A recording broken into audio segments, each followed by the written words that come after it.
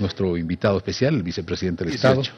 Bueno, recibimos el año nuevo en la familia, en la casa, con Claudia y Alba.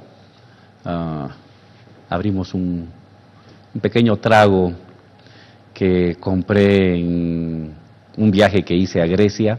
Se llama Mástica. Mástica. Sí. ¿Y cómo es Mástica?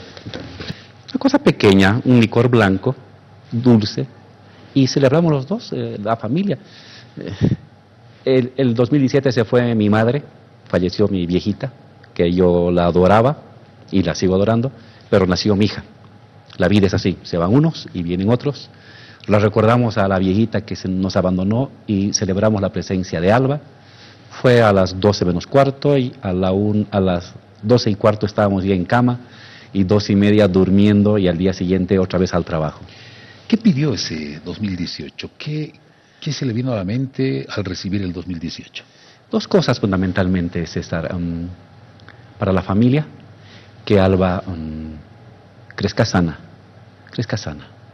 Y para el país, que haya mayor bienestar, que haya mejores ingresos y mayor entendimiento en la sociedad. Son los dos deseos, la familia pequeñita, centrada en Alba, y la familia grande, centrada en los bolivianos, que espero que el año 2018 sea mucho mejor que el año 2019. Perdón, que el año 2017. Que el año 2017. Y recordamos una entrevista que usted le da al Deber, y que en definitiva decía estas frases que la vamos a recordar en este momento en el siguiente cuadro. No hemos venido a caminar encima de flores. Hemos venido a la guerra. Que no somos personas que han venido a disfrutar personalmente algún tipo de cargo, privilegio o función institucional, César. Somos gente que viene a luchar para que se reconozcan los derechos de los pueblos indígenas, luchar para que haya asamblea constituyente, luchar para que haya recuperación de los hidrocarburos, luchar para que no se divide Bolivia, luchar para que la riqueza se distribuya. Somos gente de lucha, entonces. ¿Esto significa que la política es una guerra permanente donde hay que liquidar al enemigo? No. Sun Tzu le dice que la mejor guerra que uno desempeña es en aquella que no tiene que haber infringido la muerte de nadie. Esa es la mejor guerra. La guerra no es liquidación de tu enemigo. La guerra es la derrota de tu enemigo. Mientras haya países ricos y países pobres, mientras haya gente rica y gente pobre, todo lo que consiguen los pobres es en base a lucha. Nunca en base a concesiones, sino en base a la lucha, en base al esfuerzo y a la movilización. Y en cierta medida la política es la continuación de la guerra por otros medios. Estoy invirtiendo el aforismo de Clausewitz. Clausewitz decía, la guerra es la continuación de la política. Correcto. Yo lo invierto. La política es la continuación de la guerra, solo que por otros medios. Uno de los más fuertes que hemos podido advertir es el reclamo de la validez de los resultados del referéndum del 21 de febrero de 2016, que dicen no a una relación. ¿Cuál es el criterio sobre este tema, vicepresidente? El año 2015, la Asamblea Legislativa aprobó un proyecto de modificación del artículo 168 de la Constitución respecto al límite de la reelección. Para que ese proyecto avance, por Constitución vas a un referéndum. Y el referéndum puso en debate, en discusión del pueblo boliviano, si se modificaba el 168 o si no se modificaba. La gente votó, y la gente votó mayoritariamente, 51%, porque no se modifique el 168, porque se mantenga. Perfecto. La Asamblea recibió esos resultados, el órgano electoral administra los hechos electorales, no los ejecuta. Quien lo ejecuta es o el Ejecutivo, o el Legislativo, o el Judicial. El electoral administra procedimientos electorales. Entonces recibió la Asamblea y lo cumplió. La Asamblea no ha modificado el artículo 168. usted ve la Constitución, sigue escrito el 168. Bien, eso ha pasado el febrero del 2016. El 2017, a mediados del 2017, se le consulta al tribunal, ya no el 168, que está ahí, es vinculante y está en la Constitución. Le pregunta sobre otro artículo. Se le pregunta sobre el artículo 256, ya no el 168. ¿Qué dice el 256 de la Constitución, César? Le dice, cuando el Estado firma convenios internacionales sobre temas de derechos humanos, esos convenios están por encima del articulado de la Constitución. Entonces le pregunta sobre eso. Y el tribunal falla y dice sí, evidentemente hay un convenio sobre derechos políticos, el convenio de San José, perdón, derechos humanos, el convenio de San José, donde se plantea de que es parte de un derecho a las personas que no se coloque ninguna restricción a su ejercicio de ejercicio político, de candidatura. Y entonces, hoy, el tribunal ha dicho, en cumplimiento a la Constitución, se aplica el convenio por encima del artículo de la Constitución. Y eso está claramente establecido, César. Se lo leo, lo tengo aquí a la mano. El artículo 256, se lo leo textualmente. Los tratados e instrumentos internacionales en materia de derechos humanos, el Pacto de San José es sobre derechos humanos, que hayan sido firmados, ratificados o a los que se adhiere el Estado boliviano, nosotros nos hemos adherido al Pacto de San José, que declaren derechos más favorables a los contenidos en la Constitución, se aplicarán de manera preferente sobre la propia Constitución. Bien, ahora, evidentemente, primero, este referéndum del año 2016, ¿quién lo convoca? Es a raíz de una propuesta de modificación del artículo 168 planteado por el Movimiento al Socialismo, el legislativo. ¿El legislativo? El legislativo. ¿No lo plantea el legislativo? El legislativo. Ahora, bien, hubo una respuesta, no a la reelección. Ustedes manifestaban que existen argumentos jurídicos para poder buscar la reelección. Pero esa respuesta al referéndum no ha sido suficiente. Es decir, no, el 60 y tantos % no quiere una repostulación. 51. Perdón, 51. ¿No quiere una repostulación? Lo que pasa que la Constitución, aprobada por el 64%, le dice que cuando haya conflicto entre un artículo de la Constitución, 168, y otro, el Pacto de San José, firmado por el Estado, usted tiene que aplicar preferentemente el pacto internacional. ¿Y cómo entendemos eso? Ustedes, es decir, ustedes aprobaron la Constitución Política del Estado, pero van en contra de la Constitución, de un artículo de la Constitución ahora. Al contrario, porque es sabia. La Constitución le dice, la Constitución no ha sido hecha por Moisés en el monte de Sinaí, ha sido hecho por seres humanos. Cuando haya contradicciones, y la Constitución te está admitiendo que algún rato puede haber contradicciones. Cuando haya contradicción entre lo que está escrito en un artículo y lo que usted convino como Estado, ¿qué hago cuando hay una contradicción? El 168 me dice por acá, y el artículo del Pacto de San José me dice por acá. ¿Qué hago cuando hay esa contradicción? Aplique el pacto internacional. Es decir, en ese sentido, hasta la Constitución es sabia. Cuando tengas problemas de contradicción, aplica el pacto internacional. Artículo 256 de la Constitución.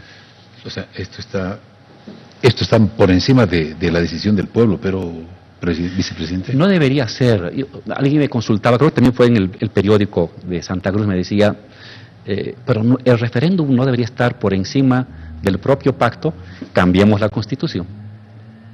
Si cambiamos la Constitución donde dice los acuerdos internacionales no podrán estar por encima del referéndum, no hay debate. Pero hoy por hoy la Constitución le dice cualquier acuerdo internacional está por encima de cualquier articulado de la Constitución. Entonces hay que cumplirla. Y esta constitución fue aprobada por el 64% de los bolivianos, no por el 51, sino por el 64. Es correcto. Sobre el mismo tema, vicepresidente, ¿cuál es la razón por la que el señor vicepresidente ha retirado su candidatura? El año 2016, en una entrevista aquí en Que No Me Pierda, y se la voy a recordar, era lo que nos decía. ¿Le parece? Vamos a verlo, por favor. Pero en mi fuero interior estaba de que iba a declinar la candidatura. Pero como la propuesta surgida de los sectores sociales hablaba indiferentemente de presidente y vicepresidente, me sumé a la campaña y hice todo lo que estuvo a mi alcance para que el referéndum fuera exitoso. Bien. Esa es la primera parte de esa entrevista en la que usted acá en el programa también nos decía de que no se repostularía. Sí. Y que prefería regresar a las bases, porque era donde más lo necesitaban. Y que las bases sabían esto. Era más necesario retomar lo que se estaba perdiendo. ¿Sigue manteniendo esa posición, vicepresidente? Sí, César. En términos de lo que hemos hecho como proceso de cambio, hemos construido un modelo de economía, de Estado y de sociedad exitoso. Bolivia crece al 4%, América Latina al 1%. Cuando los precios estaban altos del gas y de los minerales, hemos crecido al 6%, América Latina al 3%. Es decir, con precios altos y con precios bajos, el modelo económico ha funcionado. Y es lo mejor que hemos hecho como bolivianos en los últimos 100 años. Claro, había factores externos que han ayudado, o sea, el precio de los commodities. Pero aún, con la caída del petróleo y de los minerales, el modelo ha seguido funcionando. Se mantenía. 4 veces por encima del promedio latinoamericano. Crecemos 4 veces por encima de Chile. Ojo, 4 veces por encima de Chile. No es poca cosa. Sí. Si seguimos así, vamos a alcanzar a Chile el 2028. Acuérdese. Anótese, César. 2028. 2028 vamos a alcanzar a Chile y vamos a hablar de manera distinta. Estamos hablando de una proyección de 10 años. Sí. Pero bueno. Pero le decía, en lo económico hemos construido un modelo exitoso y está funcionando, y ya el 2018-19 los precios están mejorando notablemente. Estamos ahorita con petróleo $61. Yeah. El año 2016 el petróleo estaba en $28. Ha mejorado el petróleo. Ha mejorado el precio de los minerales, está mejorando el precio del litio, en fin, por lo tanto, la economía funciona bien y solamente se requiere ajustes administrativos. ¿Dónde están los problemas que yo veo de nuestro proceso? La batalla de ideas. Todo proceso revolucionario primero se gana en las ideas, luego en la materia. Hoy seguimos ganando en las ideas. La única propuesta de país existente en Bolivia es la del Estado plurinacional, en economía, en Estado y en sociedad. Pero está comenzando a mostrar debilidades, falencias. ¿Y ahí es donde quiere estar usted? Ahí quiero estar yo. Yo quiero estar en la batalla de las ideas. Ya la economía funciona, va a seguir funcionando bien, donde se requiere, y Álvaro siempre ha sido un hombre de primera línea. No soy de retaguardia, soy de primera, voy para adelante. Donde esté la mayor batalla, ahí voy a estar siempre. O sea, es decir, entonces, el vicepresidente nos está diciendo que no va a una repostulación. No va a una repostulación. ¿A dónde se va el vicepresidente? A dar la batalla de las ideas. Programas, escuelas, conferencias, libros, discursos, formación de cuadros, porque se requiere fortalecer este otro pilar que está comenzando a mostrar deficiencias. Entonces, la economía va a funcionar bien, que funcione también la idea. No se olvide, y eso es parte del aprendizaje uno en política, la política es mitad materia y mitad idea. La materia está funcionando bien, la idea no está funcionando tan bien. Entonces, hay que ir a dar la batalla en las ideas. Y Álvaro se ubica de mejor manera en las ideas, en la batalla de las ideas, que en la gestión gubernamental. Pero ahora entonces, vicepresidente, ¿quién va a acompañar al presidente Evo Morales? Hay mucha gente capaz, César. También le decía al periódico, lo repito aquí ahora en el canal a ustedes. Pero lo dijo el 2016 también. Fíjese, le digo lo siguiente. Alguien que no quiera ser presidente, La clave de un buen acompañante para el presidente Evo es un acompañante que nunca quiera ser presidente. ¿Y cómo se entiende eso? Porque cuando tú quieres ser presidente, como vicepresidente, le serruchas a tu presidente. Y por eso todos los vicepresidentes de antes se los marginaba, se los mandaba a comprar las marraquetas. Se quejaba de eso Jaime Pazamora, de Siles Suazo, se quejaba Tuto Quiroga, de Banzer, porque siempre estaban a la espera de que se caiga el avión del presidente para volverse presidentes. ¿Y tienen nombres para esos hombres? Dice Álvaro, ¿cuál es la diferencia de Álvaro? Álvaro ha luchado, entró a la cárcel para que los indígenas, no Álvaro García, un indígena sea presidente, para que los indios gobiernen Bolivia. Para eso peleó Álvaro, no peleó para él ser autoridad. Entonces, ¿qué requiere Evo de acompañante? Alguien que nunca quiera ser presidente. Primero, ¿y quién podría ser? ¿Hay nombres? Hay mucha gente capaz, pero además otra cosa, un vicepresidente, y eso se aprende, no es algo difícil, un vicepresidente tiene una función doble, está en el Ejecutivo y en el Legislativo. Es una persona que coordina con las cámaras, pero también coordina con todos los ministerios. Participa del gabinete, hace seguimiento de las obras, participa en la planificación. Entonces es una persona que tiene que tener la vitalidad física para desenvolverse en todo el terreno del Ejecutivo y en todo el terreno del Legislativo. ¿Pero de dónde tendrá que salir ese hombre? ¿Está dentro del entorno? ¿Está al lado del presidente? No le quiero dar nombres, pero hay gente muy capaz, mucho más capaz que Álvaro García. La clave, que nunca quiera ser presidente, para que no se arruche al presidente, sea su acompañante. 2, que tenga una mirada total de los asuntos del Estado. 3, la confianza del presidente. Eso es muy importante la confianza. Yo estoy con el presidente 12 años y voy a cumplir con él 14 años. Nos pasamos el día entero, de las 24 horas estamos 14 horas juntos. ¿Y en quién más podría confiar el presidente Evo Morales? Confía mucho en el vicepresidente, confía mucho en Álvaro, pero ¿hay otra persona también o hay otras personas en las que confía? Yo estoy seguro que hay otras personas. No va a ser difícil conseguir un excelente vicepresidente para Evo. ¿Y dónde va a estar Álvaro? Es decir, ¿va a estar dentro del gobierno o No, fuera? Tengo que estar formando cuadros, escribiendo, ojalá haciendo un programa, debatiendo con usted y con otros. Como lo hicimos hace años ahí en la radio. Sí, radio, televisión, redes, la batalla de las ideas. Ahí es donde estamos mostrando flaquezas, ahí es donde hay que ir a reforzar con todo y Álvaro quiere dar la batalla de las ideas, como lo hice antes de entrar a la vicepresidencia. Yo era un hombre de la batalla de las ideas. ¿Y si los sectores sociales dicen que hay un mandato de los sectores sociales, dicen no, tiene que seguir el compañero Álvaro García Linera como vicepresidente? Mi posición es definitiva y clara. Voy a ir a ayudar donde ahorita somos débiles. ¿El presidente lo sabe? Sí, le he comentado, por supuesto. Él se ha quedado callado. ¿No le ha respondido? Se ha quedado callado. Él es respetuoso también de las decisiones que uno toma.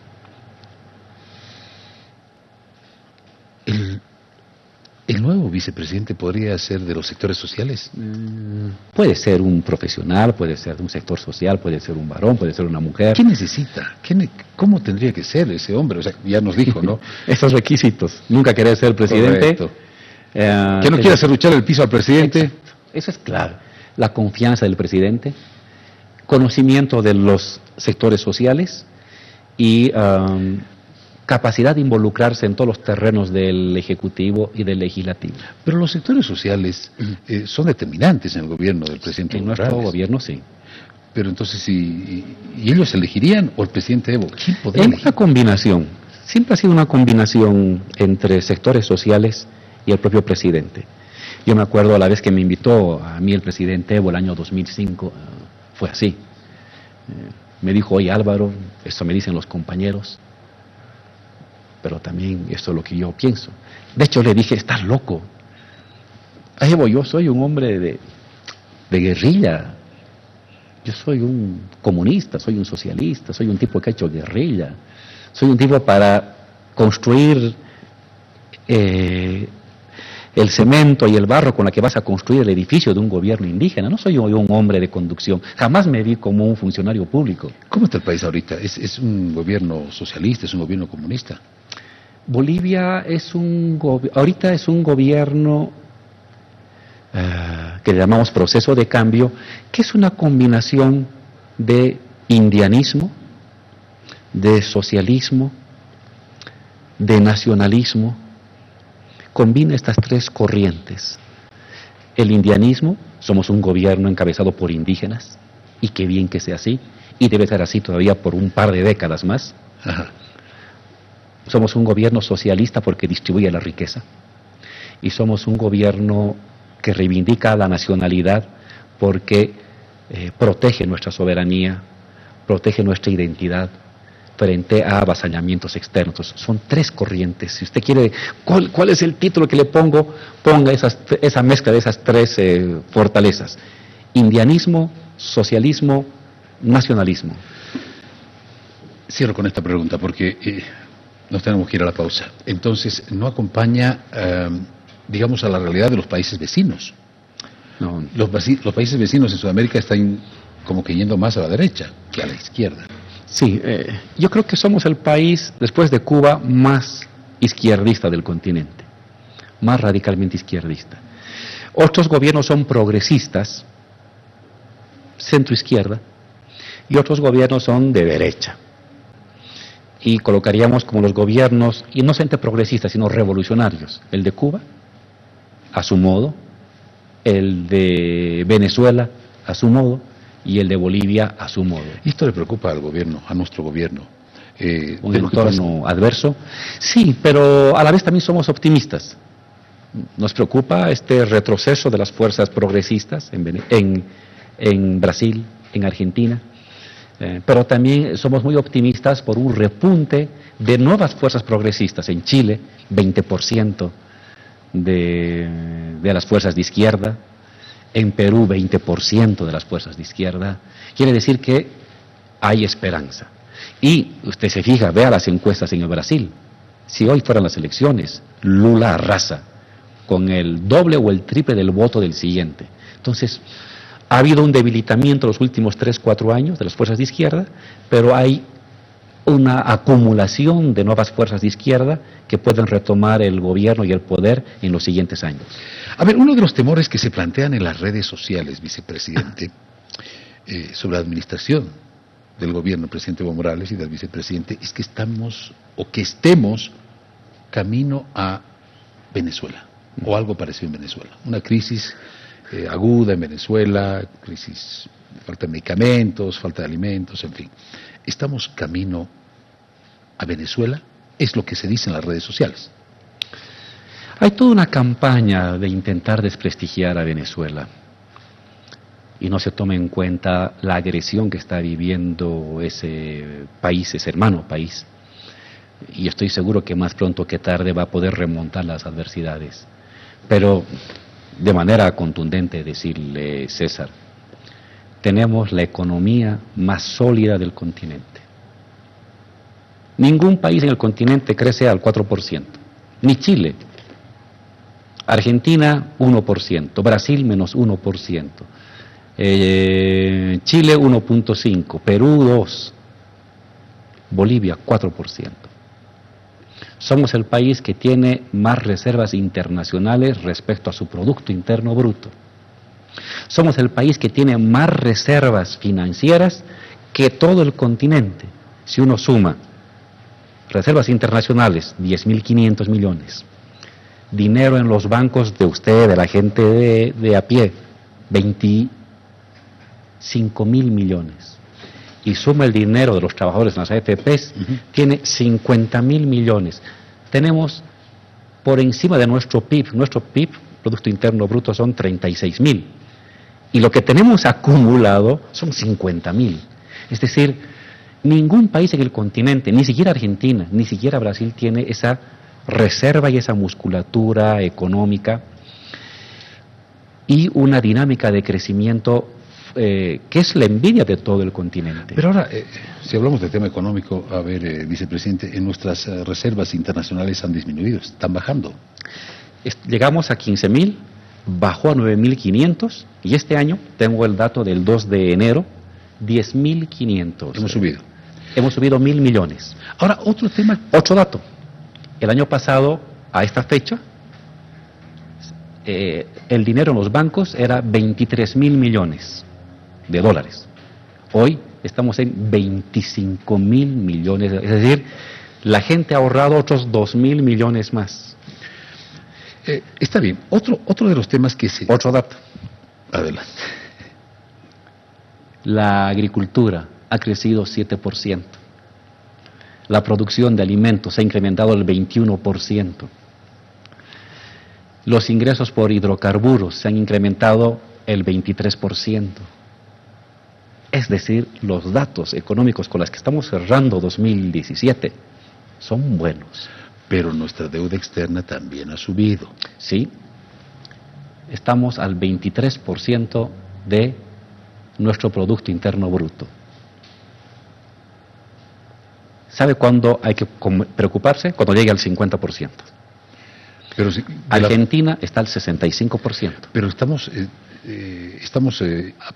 subiendo, digamos, en ese porcentaje. Hemos subido, pero fíjese, la mayor parte de nuestra deuda externa, que es una de las más bajas del continente. ¿De cuánto? Estamos en el 24% del Producto Interno Bruto. Más o menos en millones de dólares. Estamos hablando de 8.500 millones de dólares. Antes era 7.000, ahora estamos subiendo. Sí, hemos subido, pero nuestro Producto Interno Bruto también ha subido.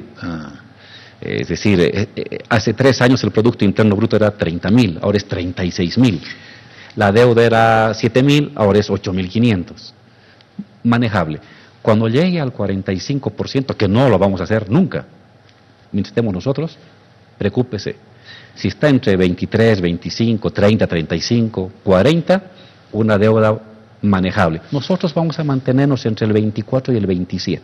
Ese va a ser nuestro rango de deuda externa, 27% del Producto Interno Bruto. Ahora, vicepresidente, otro de los temas que se discuten en las redes sociales es que antes, los gobiernos de antes vendían el país a Estados Unidos. Ahora, el gobierno del movimiento al socialismo, dicen las redes sociales, está vendiendo el país a los chinos. Es otro de los mitos clase medieros. ¿Quién es nuestro principal comprador? Brasil, Argentina, Estados Unidos, Europa, y luego viene Corea y luego viene China. Endeudamiento. Nos hemos endeudado con China de toda nuestra deuda externa. Del 100% de la deuda externa, China no llega ni al 15% de la deuda externa. Claro, pero ahí está el mito, ¿no? Se están endeudando con los chinos. Pero además, vincularse con la economía china en condiciones de respeto mutuo es vincularte con la economía más poderosa del mundo. Porque ahora China ha superado a Estados Unidos en producción. Y China va a arrasar el mundo en los siguientes 30 años. Ahora, hay algo, a propósito de China y los chinos, los ciudadanos chinos, ¿hay algún acuerdo con China para que ciudadanos chinos vengan al país? Se hablaba también en redes sociales de que privados de libertad en China venían a Bolivia. Con los chinos tenemos créditos muy puntuales para carreteras. La carretera que une La Paz con el Beni es con crédito chino. La carretera que estamos uniendo Oruro con Cochabamba, la doble vía, es con crédito chino. Son muy puntuales los créditos, fundamentalmente para carreteras. Y ahí hay un convenio. Personal técnico, ingenieros, un porcentaje que no puede pasar el 10%, puede ser personal chino. Como pudiera ser si hacemos el contrato con los austríacos para el teleférico, ajá, lo mismo, hasta el 10%, porque es una empresa austríaca, puede ser personal extranjero. El 90% de los trabajadores de la carretera, del teleférico, de la fábrica de cemento que estamos haciendo en Oruro, de la fábrica que hemos hecho en Norte de La Paz, el 90% siempre es personal boliviano. ¿Y cuál es el rol que tiene en esta dinámica económica el empresariado privado? El empresariado privado es un actor muy importante, César. Mire, agricultura crece al 7%. ¿Quiénes son la agricultura? Campesinos, pequeños, campesinos medios, empresarios. La manufactura está creciendo al 5.5%. ¿Quién hace manufactura? Fundamentalmente empresario privado y en menor medida el Estado. Construcción. ¿Quién hace la construcción? Buena parte empresario privado, una parte más pequeña el Estado. Entonces, el Estado, el empresario privado está caminando par y paso a lo que hace el Estado. Pero en un principio no era tan importante la participación del empresario privado en las decisiones económicas. Lo que pasa es que en un principio el empresario privado nos quiso hacer guerra y nos boicoteó. Nos hizo corridas bancarias, nos hizo corridas nos hizo faltar aceite, nos hizo faltar carne, nos hizo faltar soya, nos hizo faltar azúcar, y había que enfrentarlo. Pero cuando el empresario dejó de hacer política y entendió que su misión no es hacer política, su misión es hacer negocios, y se adecuó a las reglas, las cosas ahora se desenvuelven de una manera muy tranquila. El mensaje del gobierno fue muy claro. Empresario, haga plata. Si se mete a hacer política, usted está abusando, porque tiene dos poderes. No puede tener poder económico y poder político. Tenga un poder, no dos.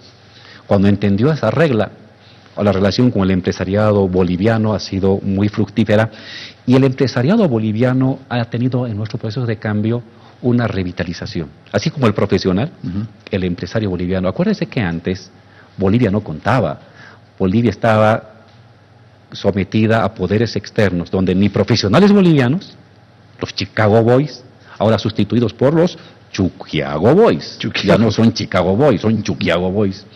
Y antes los empresarios eran sustituidos por el Fondo Monetario o por Repsol o por Total. Ahora el empresario boliviano tiene un lugar en la economía boliviana.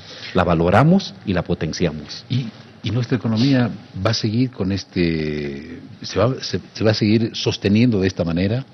Va a haber un crecimiento, no va a haber una desaceleración, porque ha habido una desaceleración, pero es necesaria también. Es decir, a ver, el contexto mundial, la economía mundial se maneja de otra manera, pero nuestra economía aprecia más el boliviano, el Estado es el que toma las riendas y determina cuáles van a ser las reglas del juego, etcétera, etcétera. Pero se va a poder mantener He oído algunos comentaristas, pseudoeconomistas, que a veces hablan del modelo. Y claro, critican con envidia, porque cuando fueron funcionarios de los gobiernos, no le dieron al país ni un tornillo. Más bien, le quitaron al país todos los tornillos. Mire, la economía funciona con dos motores: mercado interno, mercado externo.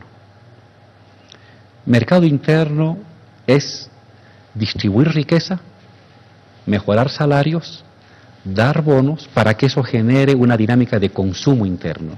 Y el otro motor es las exportaciones de gas, minerales, soya, manufactura. ¿Qué ha pasado? Entre el año 2009-8 y el año 2014, los dos motores han funcionado muy bien y hemos crecido al 6%. De entre el 2015 al 17, por la crisis internacional, ha habido una caída del precio del gas de 100 a 28 dólares, del estaño de 13 a 8 dólares, de la soya de 450 dólares la tonelada a 220. ¿Qué ha pasado? Entonces, que el segundo motor se ha debilitado, ha funcionado a media máquina. Correcto. Pero el que ha mantenido la velocidad del avión ha sido el mercado interno. ¿Qué va a pasar 2018? Ahora, el 2018, tiene usted petróleo de 60 dólares, tiene estaño de 13 dólares, tiene litio de 22.000 dólares la tonelada, tiene soya de 260, 270 la tonelada. Es decir, bueno, se va a seguir manteniendo. Otra vez, el segundo motor de las exportaciones va a funcionar. ¿Está seguro el doble aguinaldo? Vamos a hacer todo el esfuerzo para que tengamos doble aguinaldo, no pero... más, dice. Dele una buena noticia al principio de año. No, porque sería irresponsable de mi parte, pero todos los datos que estamos manejando hasta el día de hoy es de que a partir de la reunión que tuvo el presidente Evo con los ministros para ajustar las clavijas de la inversión pública, hemos tenido un excelente repunte. Y si este trimestre que viene, enero, febrero, marzo, mantenemos este repunte de fin de año, vamos a poder llegar al crecimiento de junio a junio de 4.5 o más. Pero veremos. Está bien. No somos un partido de ricos, no somos un partido de empresarios. Hablamos con ellos, los incorporamos. Pero somos un partido de gente sencilla y trabajadora, de obreros, de campesinos, de fabriles, de mineros, de constructores, de petroleros, de vecinos. Eso es lo que es el MAS, su núcleo de organizaciones sociales. Y lo tercero es el modelo del Estado plurinacional. Esas tres cosas unen a corrientes muy diversas. Une a cooperativistas con mineros, que entre ellos se enfrentan, sí, pero en torno a Evo, al modelo de desarrollo y a la organización social se unen. Une transporte libre con transporte confederado, une ciudad con campo, une campesino con obrero, en fin. Sí, pero me imagino que de manera legítima, es decir, deben haber ambiciones también al interior del movimiento socialismo, sí, personales, individuales. También deben haber no buenas relaciones, va a decir, no amistades. Por ejemplo, ¿cómo se lleva el vicepresidente con el ministro de Gobierno, Carlos Romero? Muy bien, coordinamos perfectamente y lo colaboramos en todo lo que sea necesario. ¿Son amigos? Somos amigos, bromeamos muchísimo con Carlos Romero, en general con todos los miembros del gabinete. ¿Habrá alguien con el que no se llevan muy bien, o es el más difícil, o la más difícil dentro del gabinete, vicepresidente? Es que lo que pasa, usted como líder tiene que crear un espíritu de cuerpo colaborador, si no le va a ir mal. Si no hace ese esfuerzo, independientemente de alguna diferencia interna o alguna vieja pelea de hace 10 o 20 años. Pero existen. Yo no la noto. Lo que pasa es que usted tiene un gabinete muy remozado, con gente nueva, la mayoría que no las hemos conocido de antes. La mayor parte del gabinete ahora es muy joven, tiene menos de 35 años. Eso es muy bueno porque se nota que el movimiento socialismo renueva sus cuadros, pero a la vez hace de que no tenga usted una experiencia de vida previa con ellos, porque pertenecen ya a otra generación. Correcto. Ayer el presidente del Estado decía, bueno, voy a ratificar mi gabinete. Es decir, pueden haber algunos errores, falta de experiencia, decía en algún momento, pero confía en el gabinete. ¿Lo va a ratificar? Es una decisión del presidente, hay que esperar lo que él diga, pero en particular usted tiene que ver que confiamos en los jóvenes, confiamos. Se les ha entregado carteras muy importantes a esta juventud, que le da un aire fresco, novedoso. Es gente que no ha vivido las dictaduras, que no ha pasado por la cárcel, que no ha estado en las marchas de un mes, de 3 meses, de 6 meses, como era antes, pero que trae aire fresco y trae un ímpetu hermosísimo que nosotros lo recogemos. Ahora el gabinete del presidente Evo es preponderantemente joven. ¿Pero falta experiencia? Sí, sí. Y para eso estamos las personas un poco más mayores, que tenemos que transmitir y crear un ambiente de camaradería para que los que tenemos más experiencias sepamos transmitir al que tiene menos experiencia. Como lo que hizo el ministro Romero, tuvo que tomar la rienda del conflicto con los médicos. Por ejemplo, en este caso la ministra necesitó una ayuda complementaria para que se pueda reencaminar este debate y ella lo asume sin ningún problema. Y todos estamos colaborándolo a ella y al ministro Romero para que salgamos adelante en este tema. A propósito de estos temas, y ya que tocamos el tema médico, vicepresidente, es un tema que ya lleva 42 días, se arribó a un preacuerdo, pero nuevamente hay que retroceder porque las bases rechazaron. ¿Cómo ve esto? ¿Es una pulseta política? Porque los médicos son médicos y el gobierno hace otro trabajo. Permítame responderle de manera sociológica y luego ya de manera más política. De manera sociológica, si usted quiere, desde hace unos 6 meses estamos viendo lo que podríamos llamar una especie de asonada de clase media decadente, de rebelión de clase media decadente. Si me permite hacer un cuadro en una hojita, aquí, luego voy a mostrar la pantalla. Antes Bolivia era como un triángulo, la composición de las clases sociales. Aquí arriba un 5% de las clases ricas, un 35% de las clases medias y un 60% de las clases populares. Un triángulo, lo voy a mostrar si se puede enfocar. Más cerca, ahí. 5% de clases ricas, un 35% de clases medias altas, clases medias bajas, y un 60% de gente del pueblo.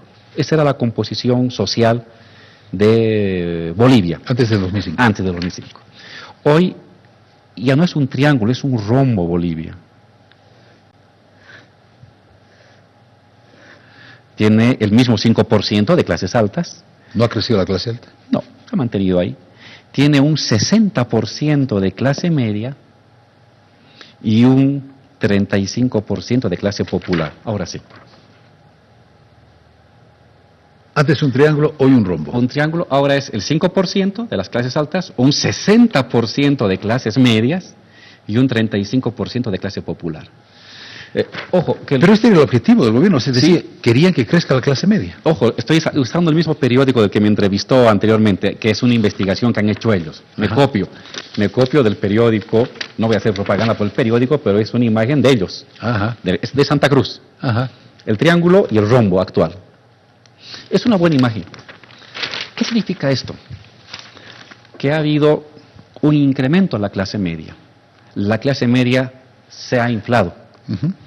Hay una nueva clase media de origen popular. La clase media tradicional, que tenía puestos, privilegios y reconocimientos, se ha visto ahora invadida por una nueva clase media, que le está disputando sus puestos, sus privilegios y sus reconocimientos. Está bien. Ahora, pero queda un 35% todavía. Sí, luego vamos a este tema, pero ¿por qué enfoco esto? Para entender lo que ha pasado los últimos 6 meses con los colectivos ciudadanos, con el tema médico.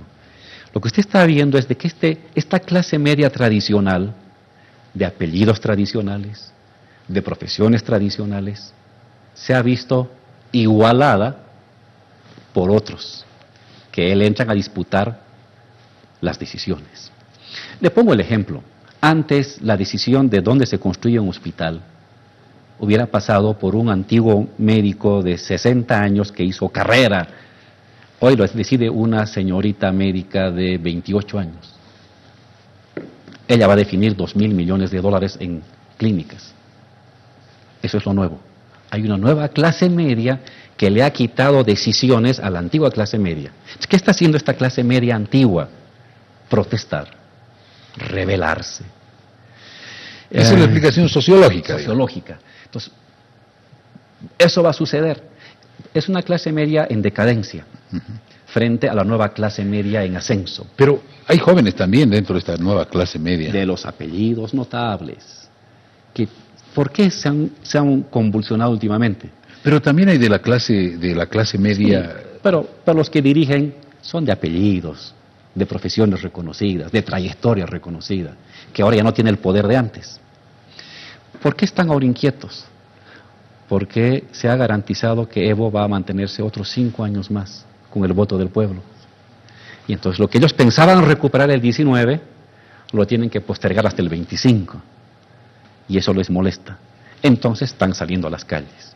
Es una clase media tradicional decadente que se está comenzando a movilizar políticamente. Ahora, se decía hasta el 2025. Claro.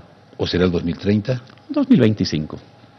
No, ahora vayamos al tema más práctico. Un paréntesis, perdón.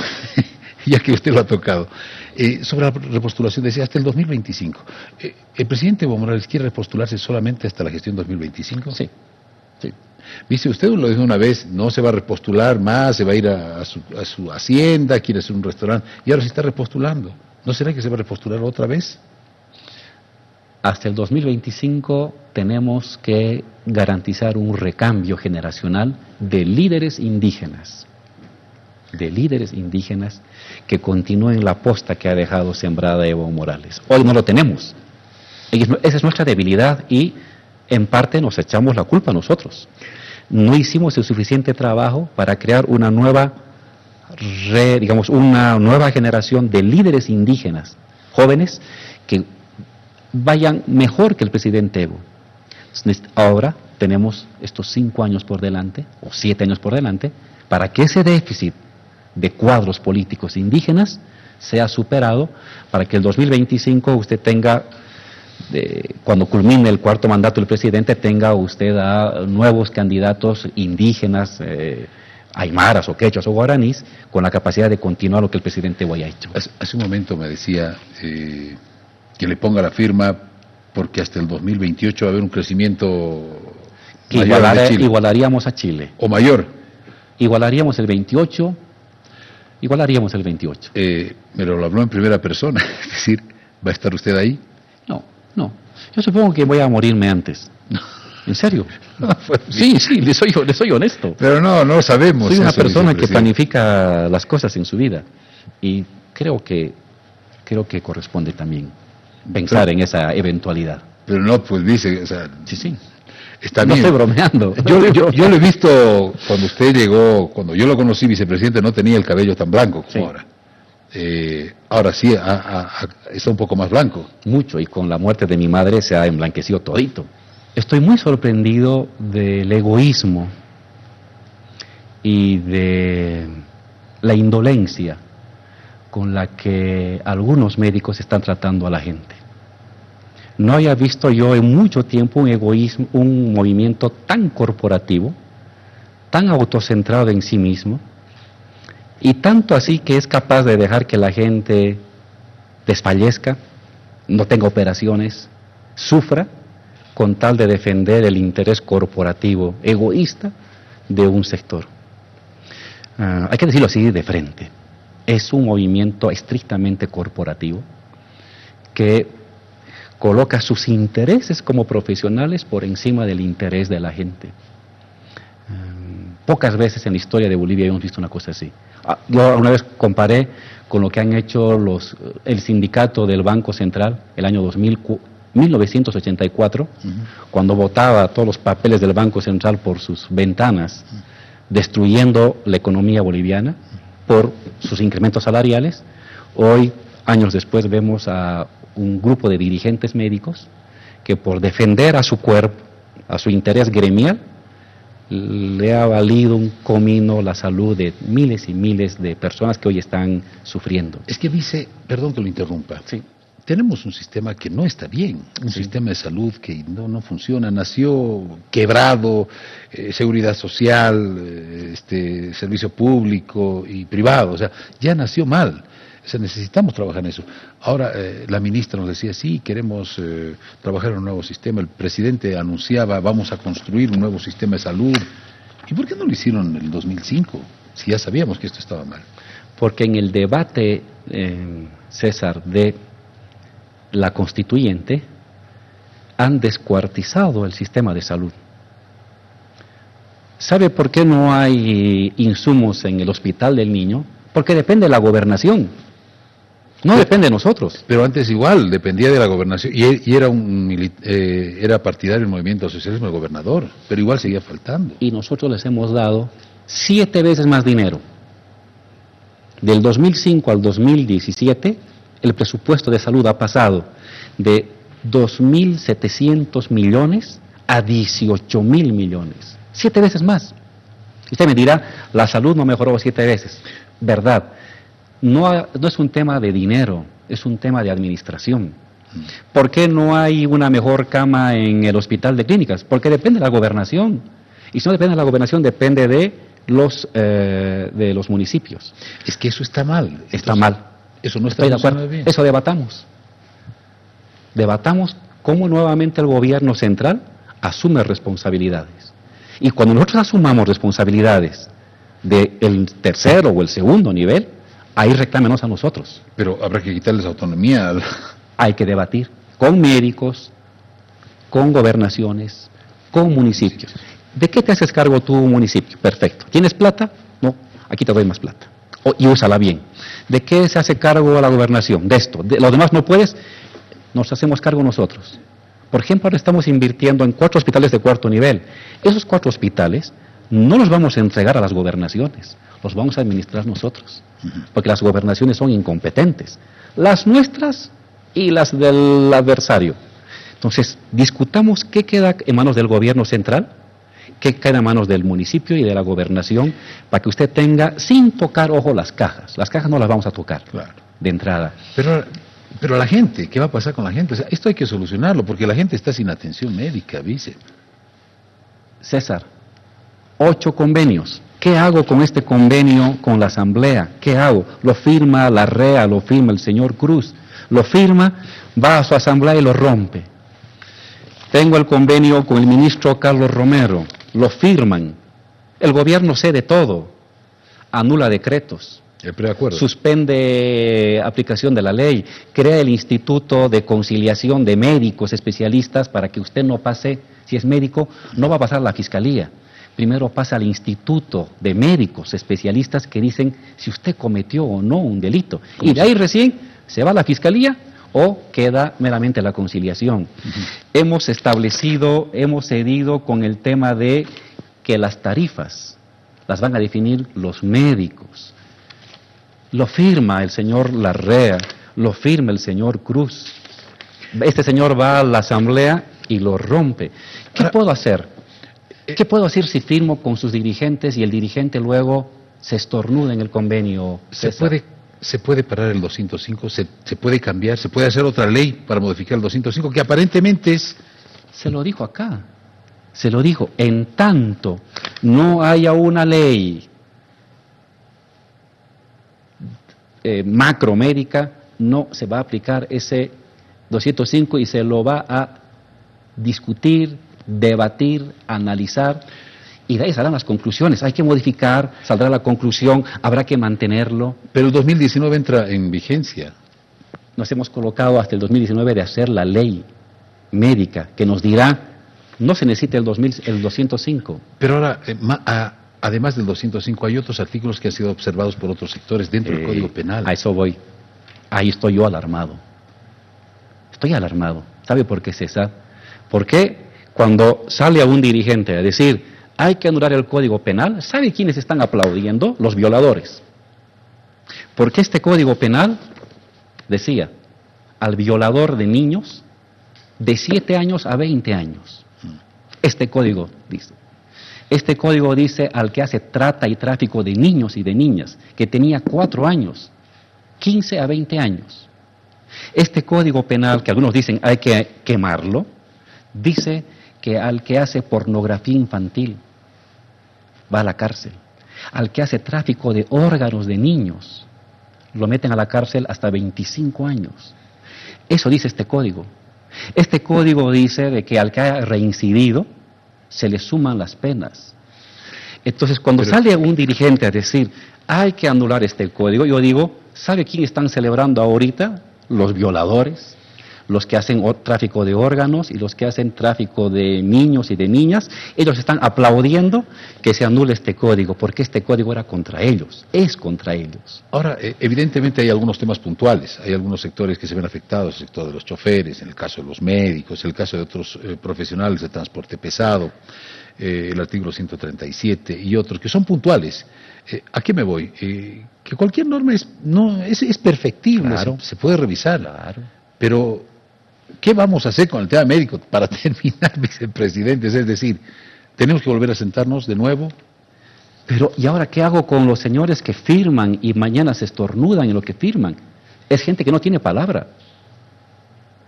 Oiga, si el ministro firmó, él va al gabinete y se lo respalda al ministro. Entonces, no puede ser de que ellos... No pueden decir ahora, las bases me han desconocido.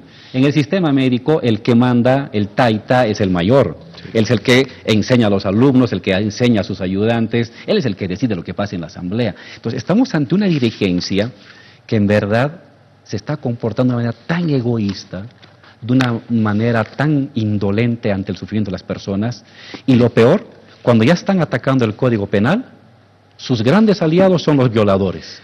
Sus grandes aliados son los que hacen trata y tráfico de niños, que con este código estaban siendo sancionados. Vicepresidente, ¿usted estaría dispuesto a dialogar con los médicos ahora? Siempre estamos dispuestos a dialogar. ¿El presidente también estaba dispuesto? Siempre estamos dispuestos a dialogar. ¿Qué se dijo? Señores, vuelvan a trabajar, curen a la población, pónganse la mano al pecho y curen al enfermo. Nos sentamos a la media hora. Todos los temas que ustedes quieran, pero por Dios vuelvan a curar al enfermo. No sean tan egoístas. No coloquen su interés corporativo de profesionales por encima del interés de todo Bolivia. Hoy los médicos se están enfrentando a todo Bolivia. Están agrediendo a todo Bolivia. Y no nos vengan con que estamos protegiendo a los bolivianos. Los están enfermando. Los están dejando que padezcan sus enfermedades sin ninguna curación. Otra vez el pedido tranquilo. Por favor, regresen a curar a la gente enferma. A la media hora de que el doctor regrese a curar a la gente enferma, está reunido con el presidente y con el vicepresidente para tratar todos los temas y que venga gente que cumpla. Mañana me siento yo o el presidente va a firmar un convenio. ¿Quién lo va a hacer caso? Lo que pasa es que ellos están pensando otra cosa. Ya no están preocupados en la gente, están preocupados en temas ya personales, corporativos, mercantiles y políticos. Y eso ya es difícil acordar, César. Pero con todo, otra vez el pedido, por favor, de manera muy razonable, siéntense en la mesa de negociación, vayan a trabajar. Nos sentamos con el presidente, con el vicepresidente y los ministros que vean conveniente para arreglar absolutamente todos los asuntos. Ver temas de presupuestos, ver el tema de la nueva ley, ver el tema de la aplicación o modificación del tema de los códigos, ningún problema. Pero que los compañeros regresen a trabajar, que la enfermera regrese a curar al enfermo y que el médico regrese a operar al enfermo. Y este fue el primer año que no pasó con su madre. Ha sido la Navidad más triste que tengo recuerdo porque no estaba ella. Claro, estaba con nosotros, pero se fue la viejita y no pudimos celebrar el cumpleaños con la presencia de ella. ¿Cómo fue esa noche? Fue muy triste. Y en la mente estaba el recuerdo de la viejita. ¿Su madre estaría orgullosa de usted? Era una mujer de principios y nunca yo negocié mis principios. Me torturaron, me metieron a la cárcel. Buscaron debilitar por donde sea mis principios y yo nunca los negocié porque mi madre me enseñó que lo único que tiene una persona como patrimonio son sus principios, César. Y eso no los negocia usted. Podrá ser vicepresidente, podrá ser ministro, podrá ser trabajador, podrá ser desocupado, pero tiene sus principios. Y mientras eso los tenga, es un ser íntegro. Lo demás viene y pasa. Los principios, si usted los negocia, ya no es un ser humano, ya se vuelve simplemente meramente en un mercader de ideas, se vuelve en un mercenario, ya no una persona sólida. Entonces, son cosas que uno aprendió de niño y que la valoramos. Y le digo, César, que en medio de la tristeza, los 4 hijos acompañamos a la madre en la muerte, como debe ser. Los 4 hijos estuvimos con ella. ¿Qué dice esta fotografía? Ahí está mi viejita. Los 4 hijos que ella crió, más los nietos, la acompañaron las horas de la muerte. Le hemos hecho fumar el cigarro que quería. Le hemos puesto las canciones que a ella le gustaba. Le han cantado los versos que a ella le agradaba oír de los nietos. Ha tenido una muerte como corresponde, en tranquilidad con la historia. Si tú hiciste el bien por alguien, esas personas estarán a tu lado cuando te vayas. Y los 4 acompañamos a la viejita hasta los últimos minutos y le cerramos los ojos cuando dejó de respirar. ¿Quién estuvo más cerca? ¿Usted estuvo en sus brazos? De los 4, ella falleció rodeada de los 4 hijos, de los nietos, de Claudita que estaba ahí. Falleció, Claudia con usted. La vimos, la acompañamos los últimos 3 días, cuando ya sus riñones se paralizaron, ya no funcionaron los riñones, la sangre comenzó a envenenarse, el cuerpo comenzó a acumular líquidos, los pulmones comenzaron a llenarse de agua, de líquido, y la acompañamos. Vino el médico, mi hermano es médico, vino otro médico y la acompañamos, la hablábamos, mantuvo ella la lucidez hasta faltando unas 12 horas antes de fallecer. Hablaba, dormía, en fin. ¿Qué le dijo? ¿Habló usted con ella? ¿Qué recuerda de lo que le dijo su madre? ¿Le recomendó algo? Las mamás siempre nos recomiendan. Siempre recomendaba que andáramos juntos, que estuviéramos juntos, la familia que deberíamos estar juntos. Pero esos momentos era con ella hacer el recuerdo de los mejores momentos de ella. La música que le gustaba de viejita, el fumar, una persona que le gustaba mucho fumar y a pesar de que estaba tan enfermita con los pulmones malos, fumó las horas previas antes de fallecer. Era un placer especial que tenía ella. Los niños le han cantado las canciones que le agradaban a la viejita. Pero el mensaje fundamental que nos dejó ella era: manténganse unidos los 4 hermanos. Mientras estemos unidos los 4 hermanos, se pueden enfrentar las adversidades y las alegrías de la vida. Ahí está, le está hablando usted, mirando al otro lado, le está hablando a su mamá. Sí, es una persona a la que he admiro mucho, quiero mucho. ¿Qué le diría en estos momentos si pudiera hablarle, si estaría ahí a su lado, como en esta fotografía, volteando un poco a su derecha? Que ha cosechado lo que ella ha sembrado, que ha cosechado gente, hijos trabajadores, hijos con principios, hijos que piensan en los demás, y lo que ha cosechado ella es eso, es personas que se han involucrado siempre por los demás y que han cumplido a rajatabla lo que ella tanto adoraba: la honestidad, el esfuerzo personal, el vivir de su propio trabajo. Entonces, eso es lo que puedo decir. Bueno, muchas más cosas, uno quisiera tenerla aquí otra vez, pero es la ley de la vida. Iba a cumplir 87 años, el 25 de diciembre. Estaba con 86, faltó un mes antes de que cumpliera los 87 años. Nos ha acompañado, me siento privilegiado. Hay otros hijos que no pueden tener la madre cerca. Yo la he tenido 87 años, sé que soy un ser privilegiado, valoro, agradezco haber tenido el privilegio de haber acompañado a mi madre y que ella nos haya acompañado tanto tiempo, y decirle que siempre va a estar en nuestro corazón, que siempre va a estar en nuestra mente y que siempre vamos a buscar cumplir los principios laboriosos que ella ha inculcado en los 4 hijos. Seguramente ella está acá, con nosotros, con usted, lo acompaña siempre. Pero algo que se ha convertido en su ángel también es su madre. Pero usted tiene un ángel en vida, una pequeñita, sí, una niña, alguien que se marchó, pero que está en espíritu con usted, pero tiene una niña, y esa pequeñita es su vida, le cambió la vida. Alba, ¿sabe? Le cuento una confidencia de familiar. Cuando nació Alba, ella estaba en el Cochabamba, ella ya no podía caminar muy bien, pero hablé con mi hermano y mi hermano le comunicó a mi viejita.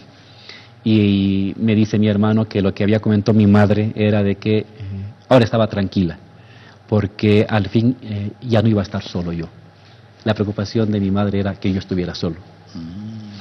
Entonces cuando dijo, ha nacido Alba, qué bien, al fin mi hijo ya no va a estar solo, dijo mi mamá. La idea de la madre de que su hijo, los demás hermanos la hermana tiene 4 hijos, el otro hermano 3, el otro hermano 2, era Álvaro el único que no tenía hijos. Y entonces cuando nació Álvaro dijo, ya, ahora tiene su compañía, va a haber alguien que lo va a acompañar a Álvaro hasta que Álvaro se vaya. ¿Y cómo cambió su vida, Alba? Muchísimo, porque es un ser tan indefenso, tan dependiente de uno. Es un ser, cuando uno ve al bebé, es un ser que te está diciendo, tú me has traído a la vida y te necesito, y te necesito. Te necesito para comer, para caminar, para andar, para hablar. Entonces, y uno asume su responsabilidad como humano. Uno no puede darle espalda, no puede tener ese corazón de acero, de piedra, decir, yo no asumo mi responsabilidad. En el fondo es una responsabilidad con la humanidad.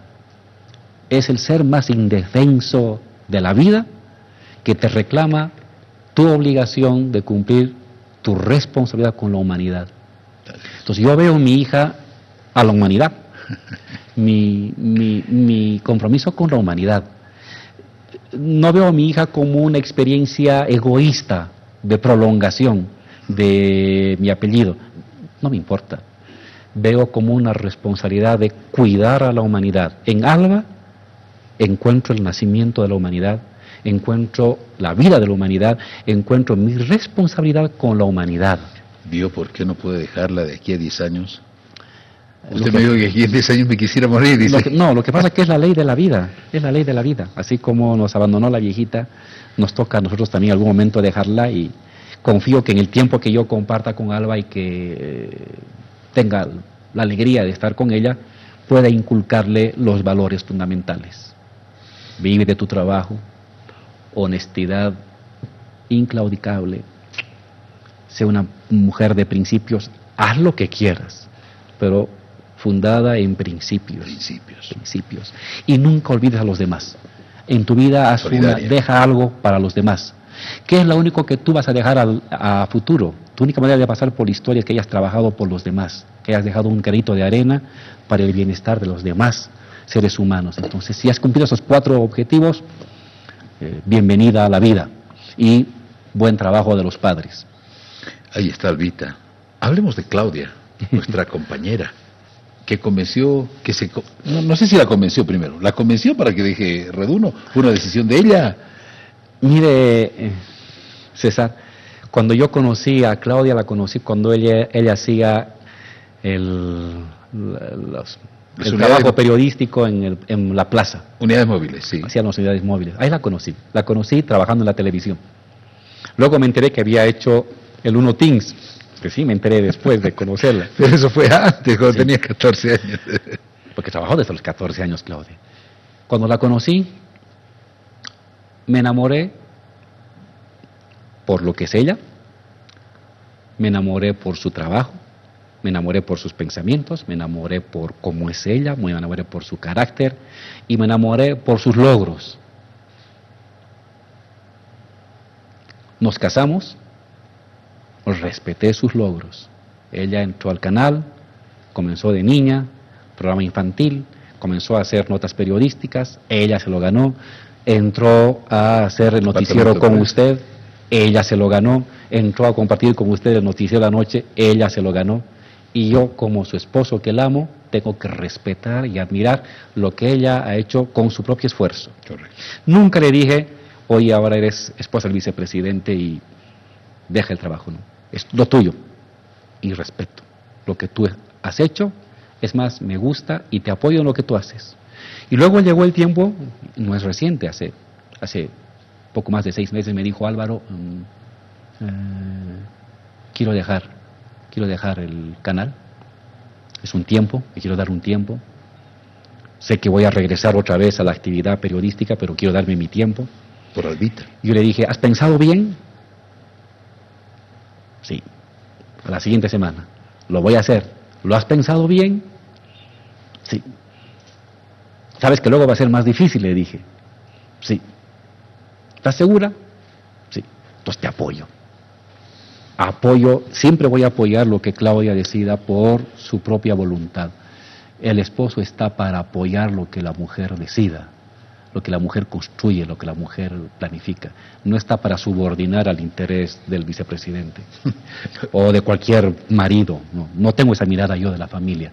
La familia se construye como un acuerdo dialogado y negociado y respetuoso de 2 vidas, no de una subordinando a la otra. Entonces, he respetado, le dije que lo pensara bien, le di 2 o 3 semanas para que me volviera a contar sus argumentos, y luego dije, adelante, sé que es una actitud riesgosa, complicada, si eres una etapa de tu vida, no sabemos cómo será la siguiente etapa, pero sabes que te apoyo incondicionalmente en lo que tú planificas. ¿Cómo es Claudia como esposa? Fascinante. Sí, es una mujer completa. Soy un hombre enamorado de ella. Todo lo que ella hace, lo que piensa, lo que dice, me encanta. Y el convivir lleva a que negociemos permanentemente los espacios y los tiempos. Pues ella es una mujer, y eso es algo que he admirado desde un principio, una mujer muy audaz. Es una mujer muy audaz. Y amo la audacia. Danton decía, audacia, audacia y más audacia. Sí, y encuentro enclavo de audacia. Fue audaz cuando se lanzó a trabajar a los 14 años, fue audaz cuando pasó a prensa, fue audaz cuando comenzó a enamorar con el vicepresidente, un socialista, un comunista, una persona mayor, fue muy audaz. Fue muy audaz a que acordáramos tener un hijo, una hija. Es muy audaz al decir, me voy a dar un plazo para estar con Alba y luego intentar regresar en nuevas condiciones. Es un paso audaz y amo esa audacia de mi mujer, la adoro. Nunca deja de sorprenderme, no es previsible. Es un hombre enamorado el vicepresidente, sin duda alguna. Vicepresidente del Estado, Álvaro García Linera, hemos conversado, bueno, un tiempo bastante largo, yo he abusado realmente, yo sé que tiene que estar con su familia. Le agradezco mucho por estos minutos. A las 4:10 tengo que despertarme, César, porque a las 4:40 salgo de casa y llego a las 4:55 a Palacio y a las 5 en punto tengo reunión con el presidente. Vicepresidente, vaya nomás, vaya nomás. Le agradezco mucho por estos minutos. Muchas gracias a ustedes y a las personas que nos han seguido en la red, uno para hablar de los distintos temas que interesa a la población. Gracias, vicepresidente del Estado, Álvaro García Linera. Estuvo con nosotros esta noche, en que no me pierda, para hablar de diferentes temas. Quedan los argumentos, quedan las respuestas y las preguntas para ustedes, amables televidentes.